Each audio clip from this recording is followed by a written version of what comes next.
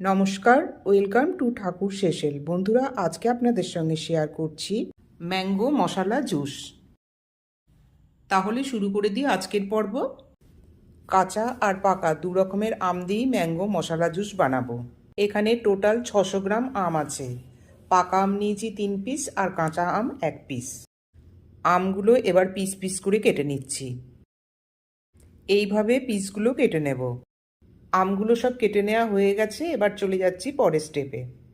চামচে করে আমের পাল্পটা বের করে নিয়ে গ্রাইন্ডারে পেস্ট করার জন্য দিয়ে দিচ্ছি। কাঁচা আমটা ছুরি করে কেটে নিতে হবে পিস পিস করে।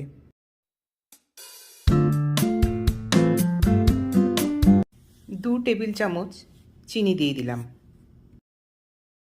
হাফ চা চামচ বিট নুন, কোয়ার্টার চা চামচ কালো গোলমরিচের গুঁড়ো, হাফ চা চামচ চাট মশলা। এই মশলার পরিমাণটা নির্ভর করছে আম কতটা আছে তার উপরে। ঠান্ডা জল দিয়ে দিচ্ছি 1 বাটি আমের পাল্পের মধ্যে। এবার একসঙ্গে গ্রাইন্ডারে মিক্স আপ করে নেব। মিক্স আপ করা হয়ে গেছে সব একসঙ্গে। জুসটা এখন গ্লাসে পরিবেশন করে দিচ্ছি।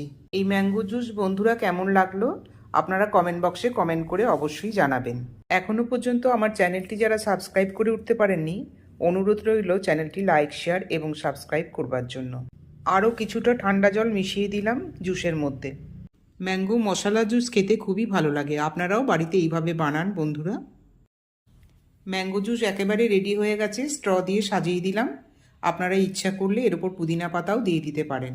আজকের মতো এই পর্যন্তই, দেখা হবে অন্য কোনো রেসিপি নিয়ে। নমস্কার।